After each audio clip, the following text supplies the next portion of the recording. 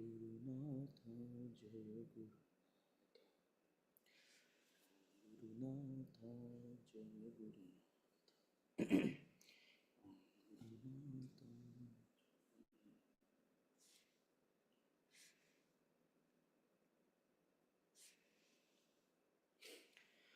ॐ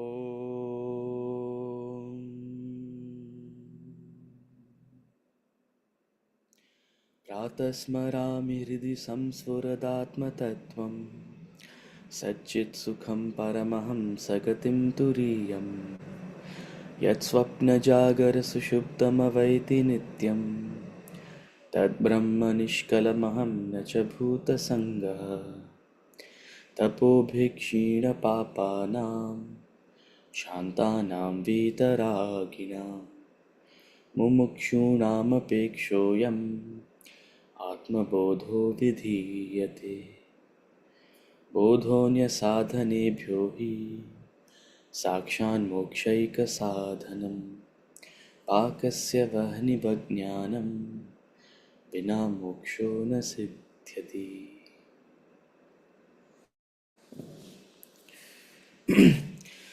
ॐ सहना भवतु सहनौ भुनक्तु सह वीर्यं करवावहै तेजस्विनावधीतमस्तु मा विद्विषावहै। ॐ शान्तिः शान्तिः शान्तिः।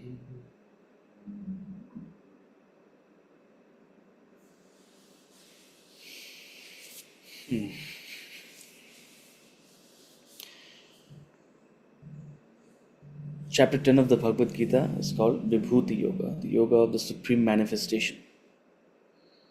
Arjuna's asking Lord Krishna very innocently, how should I meditate upon you? How should I think of you? We have been through 100 plus classes now. How many more ways to think about the Lord do you need? Tirelessly, we have been through so many discussions, elaborations, concepts, ideas, subtleties. How else? So you can only imagine what is going through Lord Krishna's head right now. He still hasn't got it. Okay. But a teacher is supposed to have infinite patience. That's the hallmark of a teacher. Teacher just comes, does their job, and leaves. Always measuring the state of mind and the level of the student, and sharing knowledge which will be beneficial for them. So it's not that the Lord has left anything, any stone unturned in trying to convey what is Brahman, what is God, what is the journey, what is the process of growth, evolution, and how to proceed. In fact, He said innumerable times. And yet Arjuna is asking, how do I meditate upon you? And it's not an insincere question. We're not criticizing Arjuna. It's not an insincere question at all. The more spiritually evolved you are, the less of an expression you need. And the less spiritually evolved you are, the more of an expression you need. The more of a reminder you need. Why? Because your mind tends to get distracted, carried away. It fails to stick onto the thought of the divine. That's the very reason for having forms, deities, stories, Puranas, Itihasas, all these ways to relate to divinity. Because the human mind needs it. Because the human mind cannot stay in subtle contemplation upon Upanishadic truths. If that was possible, we wouldn't need all of this. But the fact remains that the more evolved you are, the less of an expression you need, the less of an explanation you need, the less of an elaboration you need. Isn't the very fact that you are conscious right now reason enough to be in a state of marvel.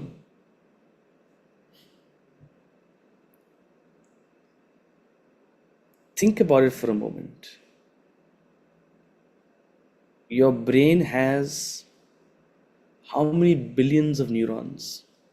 Each neuron has how many connections? I think 86 billion neurons.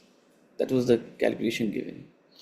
And 86 billion neurons, each of which have a couple of million connections, trillions and trillions of neural pathways in your brain.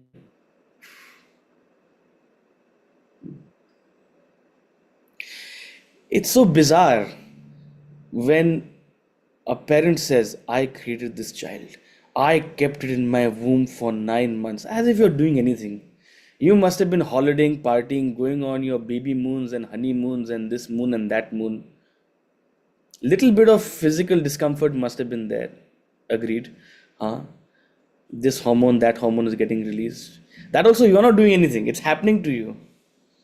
Your child is developing billions and billions of neurons. Ascharya. Incredible.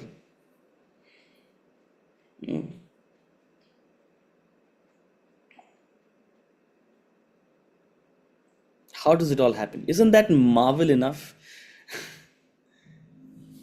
But no, the human mind is not marveled. And that's why you need a sunset. You need to have a house by the lake and seeing the beautiful sunset. Only then will you feel, ah. And you spend a lot of money buying that house, a lot of years of sacrifice to get that, only to go, do you need the lake? Do you need the sunset to go, you don't actually need it. It's great, no doubt about it. Only when you see a glorious mountain, only when you see some kind of a mystical, a sage levitating, or some kind of chamatkar happening. That's not got anything to do with divinity. It has to do with your eyes. What are your eyes capable of seeing? What is your mind capable of conceiving? So the subtler your spiritual state, the more evolved you are, the greater your capacity to see. Every moment will be a living wonder. Every moment you will be feeling that sense of wonderment, gratitude, an incredible feeling of devotion. Someone wrote in the group, I think Yashoji wrote in the group, I don't know if he's here right now. He said, I think meaning of splash of divinity or Brahman everywhere means to be grateful for all that we have, the air we breathe. Before being grateful, it is to have that sense of wonderment. How is this air? How is this food? How are these organs? How is this cell? Forget gratitude. Gratitude only comes when there is an ego to be grateful. But before all that gratitude, sense of wonderment, a sense of inexplicability. You can't explain. Your intellect cannot comprehend. Incomprehensibility. That's where the thought of divinity resides. That's when you realize that this world is so much bigger, this cosmos is so much bigger. No matter how great humans become, no matter what kind of intelligence they create. And humans have gotten very far, no doubt about it.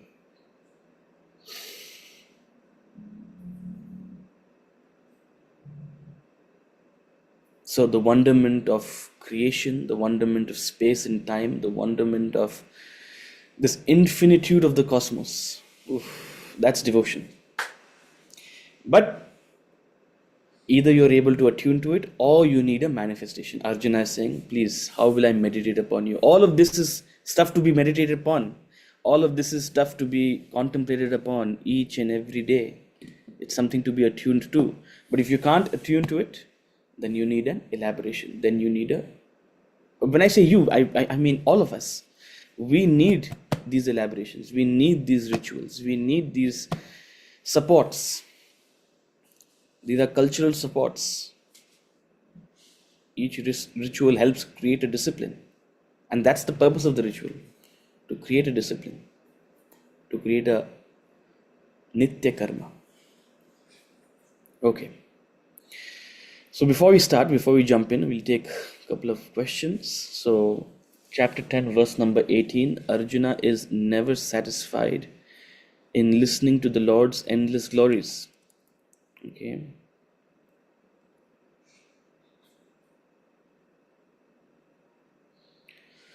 None finds satiation in divine themes. The truth applies not only to the absolute but also to the relative themes.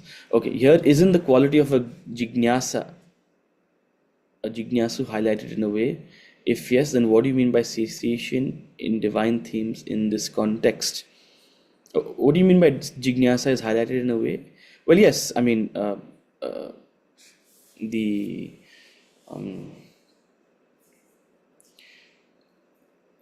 jignasa is not a bad thing, it's just not sufficient. Right? So, jignasa can be endless, but beyond jignasa, it is attunement and self transformation that needs to be emphasized. So, Arjuna is never satisfied listening to the Lord's endless glories. None find satiation in divine themes. This truth applies not only to the absolute but to relative themes as well. For example, you become weary of listening to pop music but never with classical themes. You seldom listen to daily news more than once, but you pore over classical literature again and again. So, this is exactly what he means. This is exactly what he means by satiation with divine themes. Satiation can happen in two ways, and it generally happens in the latter way. Satiation can either happen when you've gotten what you wanted. Okay, I'm satiated, I'm done. I don't need anything else. Or I'm done with this. This no longer caters to me. This no longer satisfies me. You're satiated with the object per se. It's not that your thirst has been quenched, but that object is no longer quenching your thirst. Right? So the grosser the object, the grosser the thing, the more easily you get satiated by it. Means you're done with it. As I will give the example in the previous class, you listen to pop music a couple of times, anything on the US number one top charts lasts for a couple of months maximum. Then maybe a couple of years you'll have some nostalgia about it. Slowly it'll die away. But the subtler the theme, the subtler the object, the subtler the the thing, the more longer lasting will be its impact on you. You will not get easily satiated by it. It will keep giving. It will keep giving you that same amount of pleasure despite repeated contact. Right? You'll never grow tired of it. That's what he means by there is no satiation in spiritual knowledge. You can keep studying it, studying it, studying it. You'll never grow tired of it. There is also no satiation in it in the true sense. Means it is not going to entirely fill you, because ultimately it's not about reading intellectual knowledge. It's not about singing devotional bhajans. It's about an inner transformation that will bring the ultimate satiation, right? But here, what he's referring to is that you won't grow tired of it. You won't find satiation. You will not. You will not get done with it. You'll not get neutralized to it. And that is true for anything that is subtle. Yesterday I was at a cafe and a song was playing. Anyone heard of Dire Straits? Anyone heard Dire Straits, the band? No? And the big wheel keep on turning, neon burning up above, and I'm so high on this world. Beautiful songs by Dire Straits. If you have never heard them, I don't know if it's too late to hear them or not, but they were from your age, not from mine. They were already old by the time I came along. Timeless music. You can hear them again and again and again. I've been listening to Dire Straits for at least 20 years. I'm not tired of them yet. And every time you hear it, you're like, ah. So and it's subtle music. You hear the lyrics, you hear what they are trying to convey, what deep emotion they're trying to convey. It's subtle in that sense, and that because it's subtle, it's more pervading, it's more everlasting. Spiritual knowledge is the subtlest. It's permanent. The same 700 verses, nobody's grown tired of it.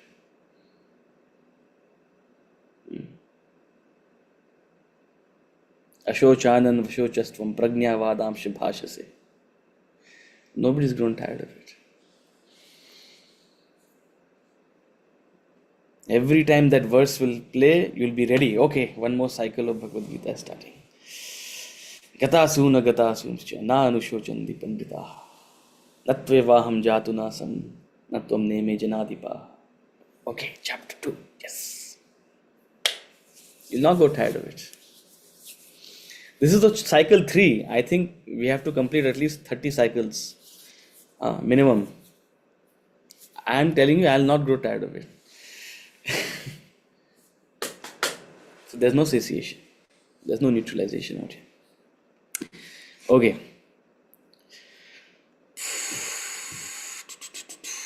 What is relative theme in this context? He's saying not only as far as spiritual absolute knowledge is concerned, but even relatively, the subtler the theme, the more everlasting it is. So when I give the example, Dire Straits music, that's a relative theme. It's not got to do with absolute spiritual knowledge, but even sort of relative worldly sort of principles. This same principle applies, right? If your friendship is deeper, you won't grow tired of the person. If your friendship is superficial, you'll be done with them. It's true there. Subtle friendship, gross friendship. Gross friendship, within 3 days, the mind will start complaining. Actually, this person is like that. Oof. Subtle friendship, they'll be a Rakshasa, but you'll still tolerate them pleasurably. So, this theme applies to relative, this concept applies to relative themes as well. Okay. Verse number 16, Brahman is all pervading, yet few seem to realize its presence. This happens when anything is lavished upon people. They do not recognize Brahman because it is splashed all around. Few seem to realize its presence. Brahman is almost...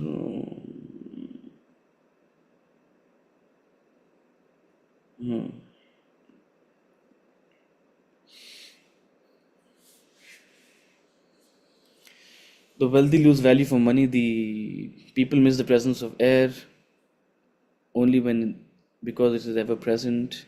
Therefore, you do not miss divinity because of its bounty. Okay. So the question is, what is the purpose of Brahman being splashed all around? Brahman is the electricity. If there's no electricity in the appliance won't work. Brahman is the all-pervading reality. It is the adhara. It is the support. So it is all pervading. Oh, you can't unmute, is it? 1 second. Yeah, go ahead. So my point is in this question, because other people are also writing that whether they started writing about the pervading aspect of Brahman. But what my question is that why is this blessing granted to us? Like, although we are not worthy of it. My point was that. No, it's not a blessing. It is a fact of matter. Like, it's not a blessing as such. What is the blessing in it? Because we've been given this feeling of wonder. We never, all the time, we don't do it. That's the wonder is what you associate with it, right?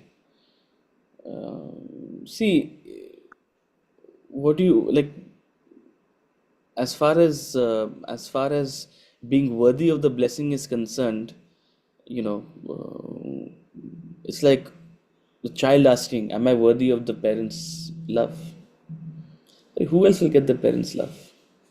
So when you see it from this perspective, you are Amritasya Putra, you are God's child. Won't you get the God's all pervading love? Of course you will. And there's nothing to do with deserving or not deserving. It's to do with belonging. If you feel like you belong, you'll never doubt this. The more you think of yourself as separate, the more you think of yourself as limited, as finite, as filled with deficiencies, the more you will doubt this blessing. If you think of yourself as one, as a child of God, then this question won't even come up, right? So, so from a perspective of blessing, there's no doubt. I mean, why should there be any less? And we've been trained to think this way, as if God is testing us. God is not testing us. God has no time to test us, no interest to test us also. We are our only competition. We have to work on ourselves and just be a better version of ourselves. There's no comparative testing being done by some third party with someone else, and you're comparing karma and nothing like that. These are very rudimentary ideas given to minds which otherwise will not be conscious of their actions and its consequences. That element of fear that something is watching, something is going to make sure that you face the consequences of your actions. It's matter of fact true, karma functions, right? But that element of fear is added just to, otherwise without that fear, minds will get complacent, right? So a heart full of faith recognizes, a heart full of knowledge recognizes the splash of divinity all around, because it's sukshma. So you have to have that wisdom, you have to have that attunement to see this splash of divinity, to see this bounty of life, to see the scale, this infinite scale of the cosmos. But it's there because it's the Adhar. It's there because it has to be there. Without it, Sat, Sat will not happen without it. Existence is founded on Brahman. It is that screen upon which the projection happens. Without the screen, the light will simply shine through. There will be no projection. That projection will not be perceived, right? So if you look at it from that perspective, it is the very Adhar. That's why it has to be all pervading. It is that infinite ocean. Someone said it's the ocean. I'm very right. It's the infinite ocean upon which the waves rise and fall. It is that infinite water upon which all fish are swimming. Both analogies are correct, right? Both analogies are correct. So if you're spiritually attuned, you'll see it as a blessing. If you're not, you'll just be blind to it, right? Okay. Thank you, sir. Only with a heart that has faith can we receive this blessing in its true form. Please, we refrain from using the word faith simply because it is so loosely used, right? A sadhak who has shraddha, who has put in that tapas to understand spiritual knowledge, the import of spiritual knowledge, such a person has an awakened sense of awareness, right, to the splash of divinity, right? Bhakti arises in someone who's put in that tapas. So being aware of this divinity splashed around is bhakti, and that's the gift.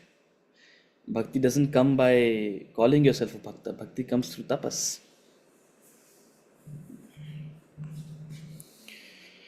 Okay.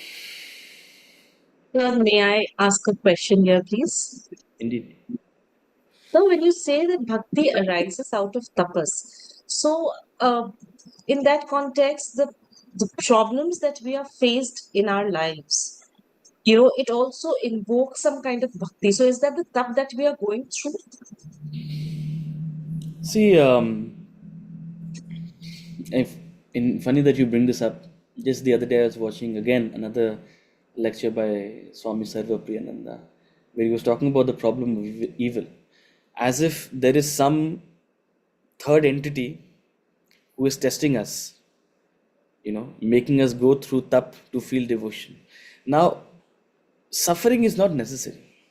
Okay, we almost come to think of it as okay, as a justification that, oh, we are going through this because of the lessons we have to learn. The fact that you're going through it is independent of the lessons you have to learn from it. You're going through it because of a chain of karma, because of some, and it's inconceivable. Through actions that you have done, you have brought yourself in a certain environment, and the contribution of various other forces that lead you to a certain experience. Joyous or not joyous, good or bad, we're not debating that. But the lesson you have to learn from it is independent of the experience. And you need not go through the experience to learn the lesson. You need not go through the experience to learn that lesson yourself. You can learn from the experiences of others. One Western author wisely said, "Fools learn from their own experience, wise from the experience of others." Means that if you've learned sufficient lessons, then you will actually shield yourself from a lot of suffering. So, suffering, don't equate tapas with suffering. Number one. Number two, tapas, when we say tapas invokes bhakti, we simply mean conscious effort put towards self development. That need not be seen as suffering. It may, of course, it means a certain discipline, it means a certain self regulation, it means a certain amount of effort to actually go to the depth of knowledge, right? Which requires, you know, all the discipline, all the austerity we're talking about. So tapas is not suffering. In case that was your question. No, no, definitely it was. And I think because we've been conditioned with that thought, with this thing that, itne tough hai, you're going through so much, and this is where you'll end up, That's what our grandmothers used to tell us. So that is right. They were equating tough with a lot of suffering. Indeed, So thank you for clarifying that. Thank you. indeed. See, it becomes a balm for the mind. This is where karma becomes a balm for the mind. Oh, something must have happened, which is why I am here. The problem is the I. The moment you remove the I from the equation, the suffering will fall in half. I am suffering, I am suffering, I am going through this. ये मेरे साथ हो रहा है, मेरे साथ हो रहा है. मैं को हटाओ, suffering will cut into half immediately. More than half. 90% of the suffering will go. And वो तो कोई नहीं सिखाता, वो तो सिर्फ ज्ञान से ही आप सीख सकते हो. So you rightly said that, that we have also been always thinking on those lines that these lessons come to us because we haven't learned, a circular motion with, same problems we are facing because there's a lesson that needs to be learned. And this is how we have always thought of, you know, but it's a different perspective of looking at it also that irrespective of the suffering, the lessons will have Everybody to be learned. talks about lessons we need to learn, lessons we need to learn. Nobody tells you which lesson you need to Yes, learn. yes. What is the lesson you need to Yeah. learn? That's a part of your own interest. That's a part of your own introspection. Is that so? Indeed. And Yes. what Vedanta ultimately says is that the most important lesson you need to learn is that you are not the body, you're not the mind, you're not the intellect. Your suffering is being exacerbated, is being perpetuated, is being magnified because of your attachment to this body. This body is meant to go through change, birth, growth, disease, decay, death. This mind is meant to go through change, attachment, acquisition, joy, fear, separation, a sense of dejection. The mind is meant to go through it. Anything that is born has an end. Famous words of Lord Krishna from chapter 2. Everything is impermanent. When we associate ourselves with that impermanence, that's where suffering happens. That's the only lesson you need to learn. Or that's the ultimate lesson you need to learn. However you come about, if you're not ready to learn it, these will just be words. But all of this compounded learning ultimately lands on this message. Thank you so much, sir. That was really very helpful. Thank you. Okay. Chaliye.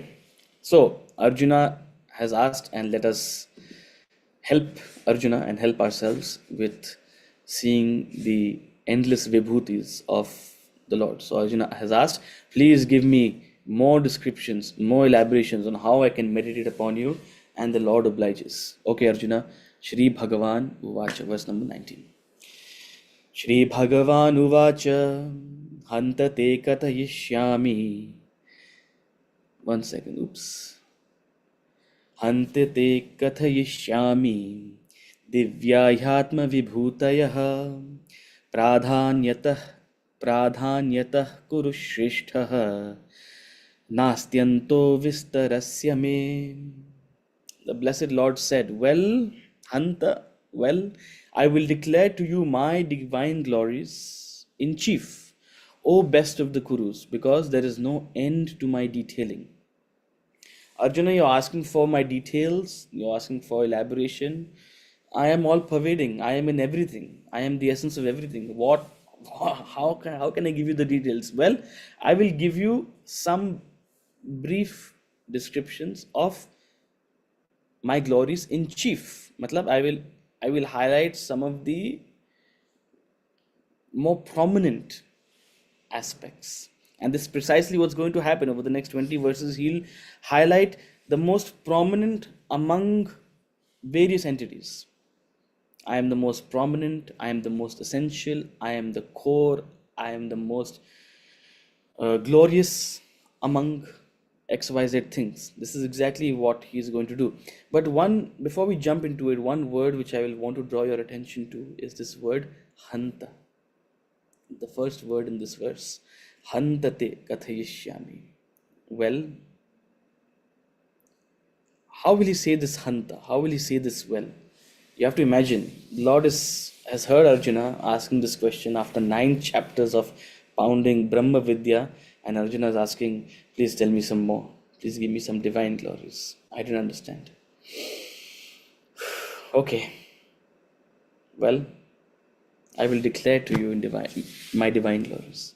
There's that sense of a pause. There's a sense of, you can say, a sarcasm. You can say a sense of an alas. The word Hanta even comes in the Upanishads, where it is interpreted as alas, alas. So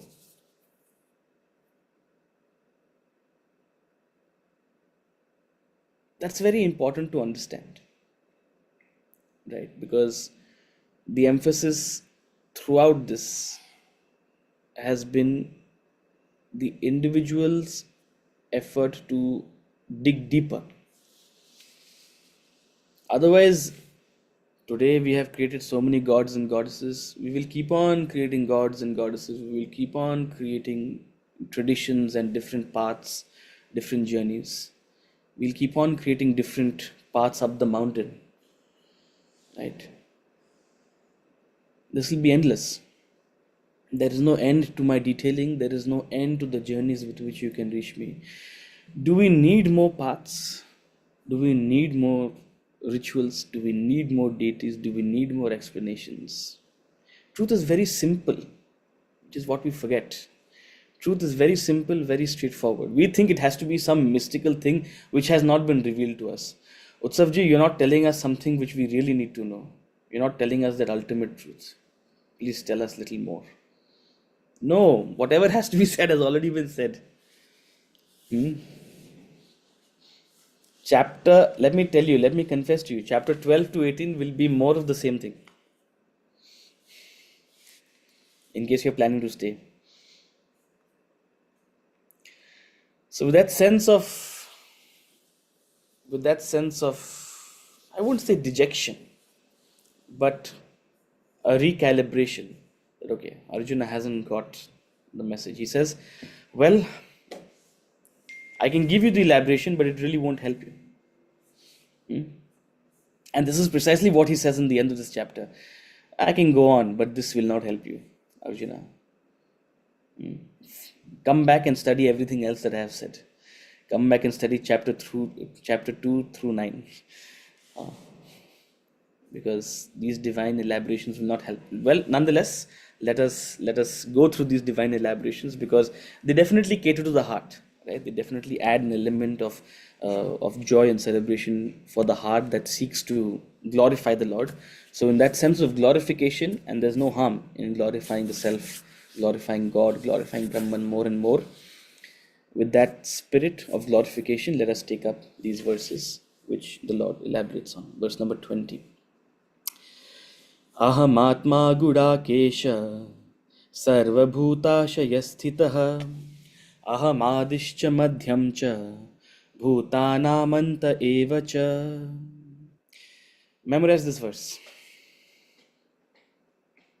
if you can. Ahamatma gudakesha sarvabhutashayasthitah ahamadishcha madhyam cha bhutanamantam eva cha. Aham Atma Gudakesha. O Gudakesha. O Arjuna. Gudakesha is the name for Arjuna. O Arjuna, I am the self seated in the heart of all beings. You asked me for an elaboration. You asked me for a manifestation. Irony is, he starts the elaboration and manifestation with something that is unmanifest. Something that is not a vibhuti. He is reiterating what is the essential message. That God is not outside you, God is within you. I am the self seated in the heart of all beings. This is where you will find me, if you're looking. Ahamatma Gudakesha. Beyond the body, beyond the mind, beyond the intellect, I am the self. Every human being is a composition of spirit and matter. The matter is what gives the individuality. The matter is the physical body, the mind, the intellect, the vasanas. These comprise matter. And through matter, you become an individual. Because of matter, you are an individual. Your matter is different from my matter. But let me tell you, it does not matter. Matter does not matter. Tattvamasi, you are the self. And that's the ultimate, greatest spiritual lesson that you have to learn. Rise above matter. Rise above the transient, fleeting, changing, impermanent matter and reach me, the self, seated in the heart, the core of your being. The heart represents the core, something that's inaccessible, something that's beyond the reach, something that's so minute. Only conveying that this core, this heart is beyond the reach of your senses, beyond the reach of your mind, beyond the reach of your intellect. It's not an object of thought, it's not an object of feeling, it's not something that can be perceived by the senses. It's at the very core, it's sukshma. Aham Atma Gudakesha Sarva Bhutashaya Sthitah. Arjuna asks for an elaboration, a manifestation. He's saying, this is actually the truth. I am the beginning, the middle, and also the end of all beings. This entire cycle of birth and death of beings happens because of matter. Matter manifests, matter lasts for a certain amount of time, and then matter dissolves. The self is permanent through all of this. The self existed before this matter manifested. The self is what supports the matter while it manifests, and the self exists beyond the dissolution of matter. The self is unchanged, unaffected. Nainam chinnanti shastrani, nainam dahati pavakaha, na chainam kledayantyapah. Beautiful words from chapter 2. Fire cannot burn it, water cannot wet it. The self is unaffected, unchanged through the changing matter. So I am the beginning. At the beginning, before matter manifested, before birth or at the time of birth. I am the middle while life is manifest in this incarnation, and the end at the time of dissolution, at the time of pralaya, at the time of death. I am permanent. This body is changing, this mind is changing, this intellect is changing, this identity is changing. Before 25, you're a communist. After 25, you're a capitalist.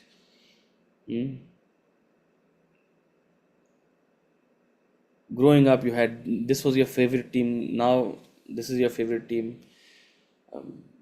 Ankit, how long have you been watching F1? 20+ years. So back in 23. the day, you were a fan of Mika Hakkinen, I hope. At Michael some point, Schumacher. no? Michael Okay, Schumacher. Schumacher. But Michael Mika Schumacher. Hakkinen was the real hacker. So Mika Hakkinen and then Michael Schumacher and then Lewis Hamilton. Now your mind is changing who your favorite F1 driver is. But the Ankit that likes this driver or that driver or that driver is the same. I used to like him, now I like him, tomorrow I may like someone else. The mind is changing, but that I remains the same.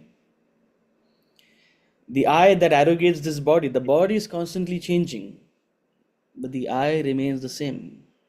What is that I? Aham Atma Gudakesha. I am that self. That I is the self. It is there in the beginning. If a baby could speak, imagine if a baby could speak.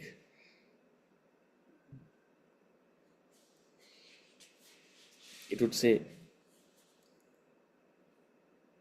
I'm hungry. I'm sleepy. The body of a baby has such tender skin, such supple skin. When you look at your own skin now, you imagine, where has that gone? Skin has changed, but the I remains the same. So the body is not, the body in the beginning is different from the body in the middle, is different from the body in the end. But that I is the same. What is that I? That is the self. This is the only vibhuti that's the most essential vibhuti. This is the most essential elaboration. This is the most essential message. And that is why the Lord has given it in the beginning. Before I elaborate and confuse you, Bhagavad Gita में तो कहा है ना कि वेदों में वह साम वेद हूँ. भगवद गीता में तो कहा है ना पहाड़ों में मैं मेरू हूँ. हाँ, उसका क्या मतलब होता है? And we get carried away, we get distracted. Well, before you get distracted, this is the ultimate message. This is the only all important message. And sticking with the tradition of the Upanishad, right? Just in case any student is still hanging around, maybe the Lord will say something different. He reiterates the highest message in the beginning. Aham Atma Gudakesha. Hearing that, a student who has understood will be satisfied. Okay, that's it. But well, Arjuna is not satisfied, and neither are we. So we will continue. Verse number 21. Adityanamaham Vishnuhu Jyotisham Raviramshuman Marichir Marutamasmi Nakshatranamaham Shashi. Of Adityas I am Vishnu, of luminaries I am the radiant sun, I am Marichi of Maruts, of asterisms, of nakshatras I am the moon. Now he is going to go on to elaborating, highlighting the most prominent, the essential. What is even in verse number 20, what did he say? I am the self, I am the essence of the being. I am the core of the being. I am the most important aspect of the being. right? And he's going to carry that theme along from 21 all the way to 39. He's going to continue to highlight what is the most essential, the most powerful, the most prominent, the most glorious among that entity. So among Adityas, again, we're not familiar with Adityas in our day and age, but sort of this is Vedic mythology where um, Rishi Kashyap had two wives, Diti and Aditi, right? If you read the Vishnu Puran, you'll find an elaboration on this as well. And from Diti came the Daityas, the Asuras, and from Aditi came the Adityas and all the Devas. So actually, the Asuras and the Devas are cousins. Hmm? They shared a common ancestor, Kashyap. So Adityas, and again, all of these were very often mixed with cosmology, right? As we also saw in the lunar eclipse class, that a lot of symbolism, a lot of cosmolic symbolism is given in a lot of these stories. So Adityas represent the different phases of the sun through the course of the year. That's why there are 12 Adityas, each representing perhaps a month or about that amount of time of the sun. So among Adityas, I am Vishnu. Now, Vishnu is that gentle, elegant sun that appears in March, April, the springtime sun. As the Beatles sang, "Here comes the sun after a long, cold, lonely winter." That's Aditya, the most satisfying sun. If you're in Delhi, it won't be that won't be the most satisfying sun. In Delhi, the November sun will be the most satisfying sun, or the December sun. But this is Delhi of today. 5,000 years ago, perhaps Delhi had different weather. So when he says Vishnu, the springtime sun. So among the Adityas, I am the most soothing. Right? Again, highlighting perhaps something that stands out, something that's unique, something that's essential. Of luminaries, I am the radiant sun. Of all the luminaries in the sky, and that which steals all the limelight. What is the brightest thing in the sky? It's the sun. When the sun is present, everything else becomes absent. You can't see anything else in the sky. It's all blazed out by the glory of the sun. So among all the luminaries, and there are countless of them, we see them at night, I am the sun, which is the brightest of them all. Of Maruts, I am Marichi. Maruts also represent the various wind deities, all representing again cosmological and sort of natural symbolisms were given to all gods and goddesses. So if I remember the story correctly, again, Maruts were created by Diti. So Maruts are technically from the Asura lineage, or sort of the mother of the Asuras, Diti. But Indra, and they were created to fight Indra. Now, don't ask me the details behind all of these and the symbolisms. I don't know all the symbolism. I mean, it's endless. If you get into our mythology, you can spend your entire life just going through all of these symbolisms. But Diti wanted to defeat Indra, and she conceived the Maruts as a force for that purpose. And Indra came and divided that womb into 49 sort of different entities, and therefore you have 49 Maruts, but all represent a different kind of a wind. You can think of all the various qualities of winds. There can be a slight breeze, there can be a stagnant air, there can be a torrential wind, there can be a typhoon, whatever. So there are all the winds. Now, among them, I am Marichi. Marichi represents that soft, soothing wind. It's a tender breeze, that which gives the sense of delight. No breeze is a problem. Too much breeze is also a problem. Tender breeze is the perfect one, right? So with Aditya and Marichi, imagine having a beautiful cup of coffee, sitting in London with Aditya shining on you and Marichi blowing on you. That's heaven, right? I am the moon among nakshatras. Among asterisms, I am the moon. Any of you who are into astrology will know that moon is not a nakshatra. So what is he saying? I am moon among nakshatras. Well, if you are into astrology, you'll also know that the nakshatras and the relevance of the nakshatras essentially is tracking the location of the moon in which nakshatra, right? So when we give it sort of, nakshatras are essentially coupled with the moon to identify a certain muhurta or the importance of a certain date or whatever. We look at, okay, where is the moon present, in which nakshatra is the moon present. Again, there are 27 nakshatras because the moon takes 27 days for one revolution. So each day the moon goes into a different nakshatra in the sky, and in 27 days it comes back to the same nakshatra. And this is just, astrology or astronomy sort of trivia. Again, it's not essential, necessary. But he says, I am the moon among asterisms because I am that essential pivotal axis which is sort of, traveling through the asterisms. So the asterisms gain prominence because of the moon, right? Or they are coupled with the moon. So in that sense, I am the moon among asterisms. And he continues, Vedanam samavedosmi, devanamasmi vasavaha, indriyanam manaschasmi, bhutanamasmi chetana.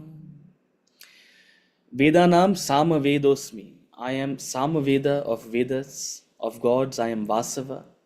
Of the senses, Indriyanam Manaschasmi, I am the mind, and of living beings, I am consciousness. Remember the theme? The theme is perhaps something that is most prominent, most essential, something that is the core, something that is the essence, something that is the most glorious, the most beautiful, right? That's the theme of these expressions. So he says, among the Vedas, I am Samaveda. So we all know there are 4 Vedas: Rik, Yajur, Sama, and Atharva Veda. And don't think of them as necessarily, in a linear order, right? Or even having one single source, right? These are expansive books of knowledge, of social instruction that were prevalent throughout this land, and that took thousands and thousands of years to actually come about and get assimilated, right? Which is why Vyasa is, the Vyasa lineage is credited with compiling them, because it is an endless piece of knowledge accumulated over thousands of years. Now, what is important, what is not important, separating that, then putting them in a certain order, all of that compilation takes a lot of wisdom and a lot of, besides the effort and time it takes. So these Vedas actually evolved as society also evolved, right? And Samaveda came about at a time, or the compilation of the Samaveda came about at a time where perhaps there was already some level of social order, right? The Rig Veda gave a sense of, glorification of divinity. The Yajur Veda gave a sense of, process in terms of the yajnas.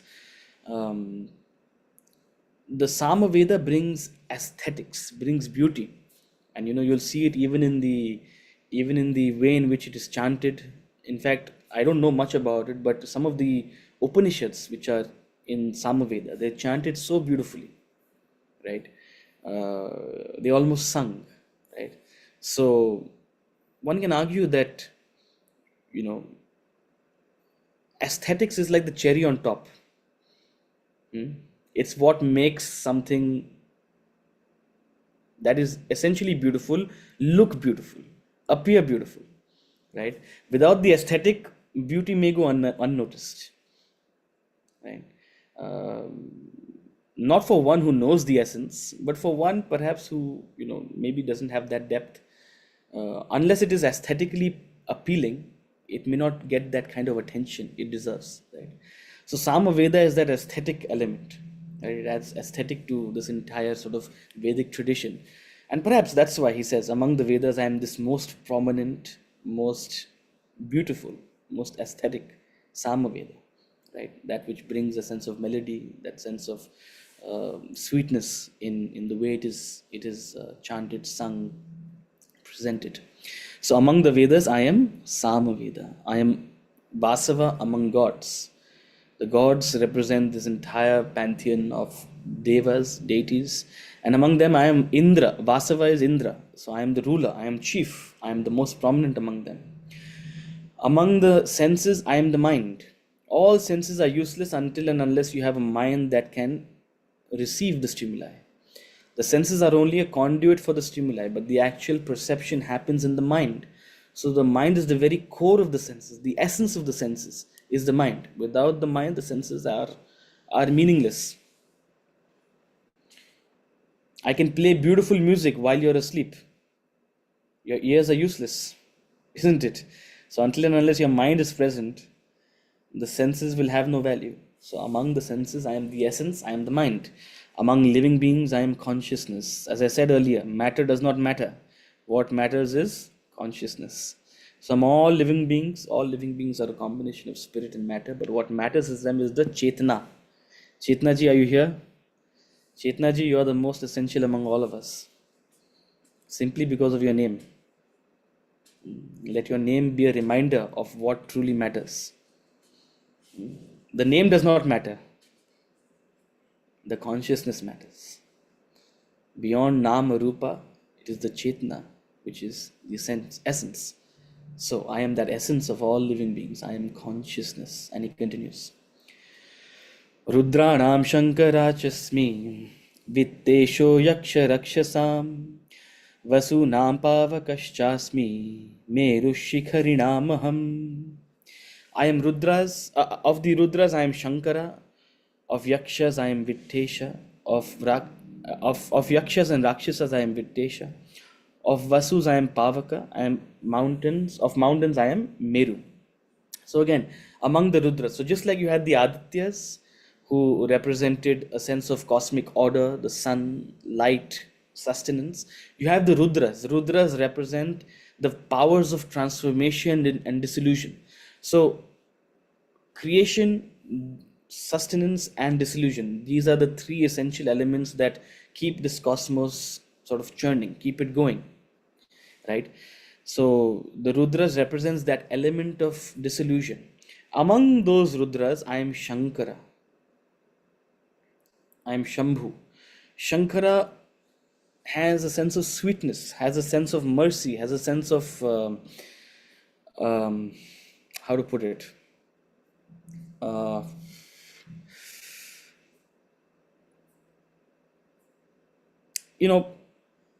Dissolution is not a bad thing. We are afraid of dissolution, we are afraid of destruction, but to see it as actually a stepping stone to a further journey, a further growth, it's actually a blessing because it keeps us moving. It shows us it's an essential step into the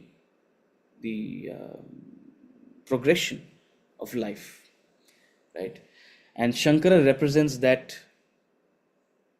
sense of support, that sense of reassurance, that destruction is actually not evil, destruction is actually not a loss, right? So Rudras need not to be feared. Dissolution, transformation is actually a falling away of an older version of you and the becoming of a new version, the becoming of a new sort of entity.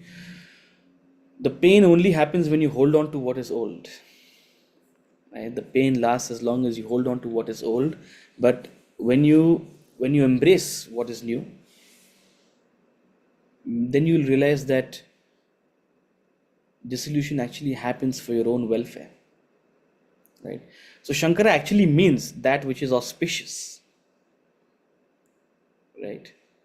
So when you look at dissolution, when you look at change, when you look at transformation, the destruction of the old as actually an auspicious occurrence for your own welfare, in this larger canvas of life.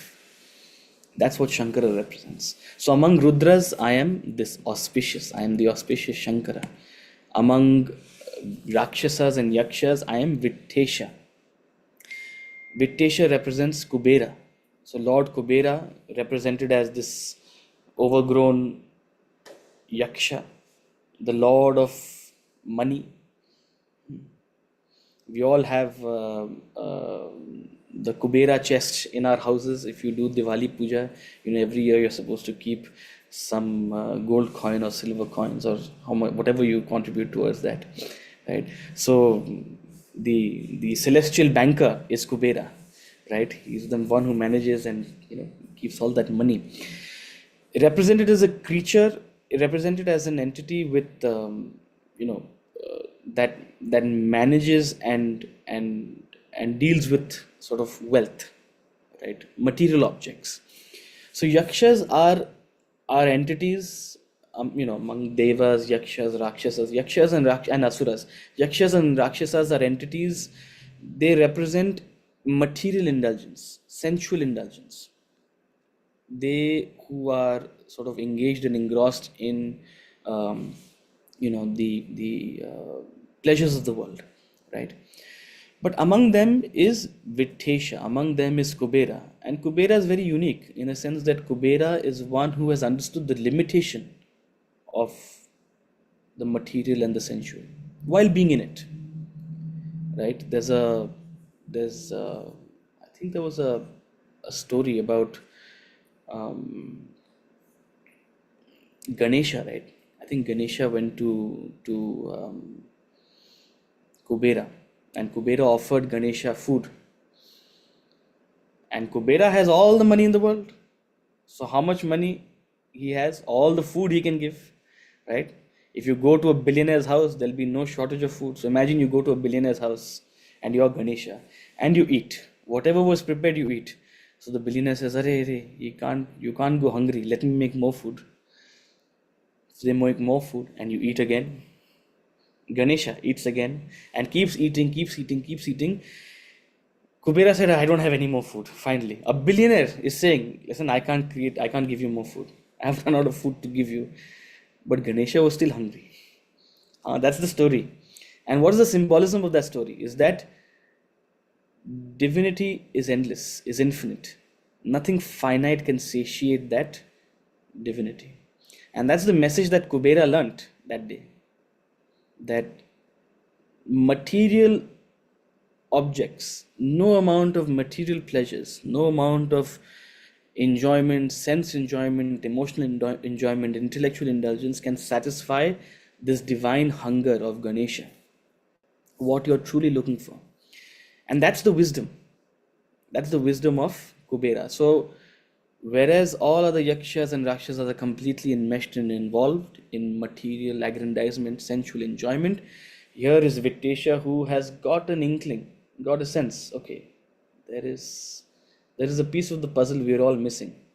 If you're simply living a life of indulgence, this is a piece of life, a puzzle of life that we don't quite get. And that's what makes him prominent. So among the yakshas and the rakshasas, besides being the lord of the yakshas, he has a spiritual element of Kubera, which makes him stand out, right? So among yakshas and rakshasas, I am Kubera. Among the Vasus, I am Pavaka. Pavaka represents fire. Pavaka represents transformation.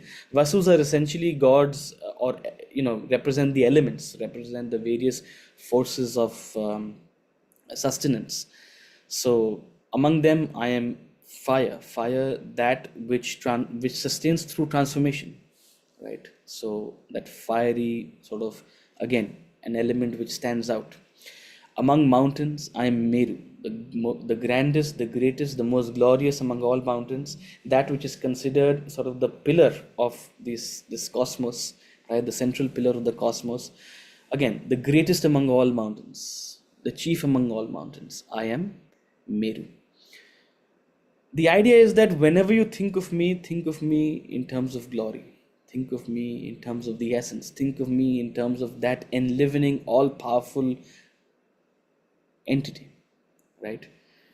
All glories should land unto me. That's the idea. And that's very important for devotee. Kirti Nam, singing the praises, singing the glories of the Lord, is very important. And that's the theme that's being followed in this chapter. With that thought, we'll conclude right now, and we'll continue this chain, this sort of list of vibhutis in the next class. But before we conclude, if there are any questions, I'm happy to take them. Yes, Rituji. Yes, just that you said among Vasus, I'm the Pavaka. If you could just because it's interesting to know how that is superior to the other. So if you could just say a word for that as well in that why is it the superior Vasu? No, it's not. Look, it would be wrong for me to say it is superior in any way. I mean, one were to realize it is perhaps all of them are as essential as the other. One can say that fire stands out among them as the most manifest, right? Say if you compare it to the earth or the wind, it is less manifest, less visible, less sort of engaging. Fire is that which sort of brings about an immediate transformation, right? Fire has that sort of element of sort of glory, right? Um, in that way, it is the most manifest element. One can argue. So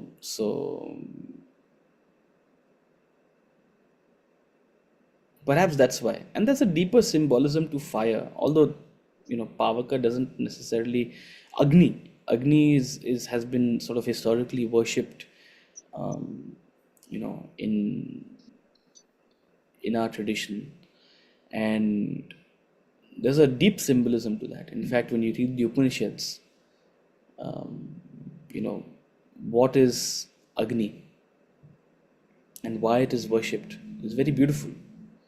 What is the source of Agni? Where does Agni come from? It's something worth thinking about. We think of fire as a separate element, right?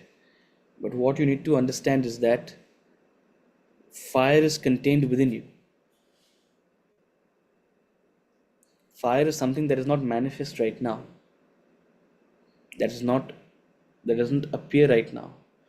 But given the right condition, given that certain threshold is crossed, when you churn, when you create that friction, that fire from within you comes forth, right? So you may use some catalysts, you may use a ghee, you may use the ghee of spiritual knowledge, you may use the camphor of spiritual knowledge, but ultimately that fire is actually something that is getting invoked from within you, right? You may use a spark like knowledge from a guru, like this, the support of a satsang, but that fire has to actually come from within you. And when that fire is ignited, it burns away the fuel, it burns away the body, it burns away the vasanas. So fire is unmanifest, but once invoked, it consumes you. So the fire represents the Atman, the spirit, in that sense. It is unmanifest in you, but when invoked, when you realize it, when you gain your identification with it, your false identity burns away, your ego burns away, right? So that's again symbolically why fire is worshipped, why we bow to fire, why we recognize it as the core, why we worship it as a deity. So, Also, can we also say it in the sense that it has this nature of burning away negativity or indeed, purifying. I'm a yeah. purifier, right? Fire is a purifier. Indeed.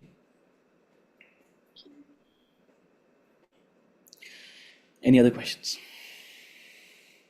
So look, there's no, when you look at these verses, there's no, I mean, he could have said, among Vedas, I am Atharva Veda also. The most mystical knowledge is in Atharva Veda. Not to say that Samaveda is better than Atharva Veda or Samaveda is better than, some of the most deepest philosophy comes from the Rig Veda. Why are we leaving the Yajur Veda behind? Perhaps the best Upanishads, if you ask me, some of my favorite Upanishads are from the Yajurveda. So, so it's not to say that one is better than the other. It's only to to strike a a contemplation, maybe bring out that element of sort of uniqueness of what stands out. That's about it.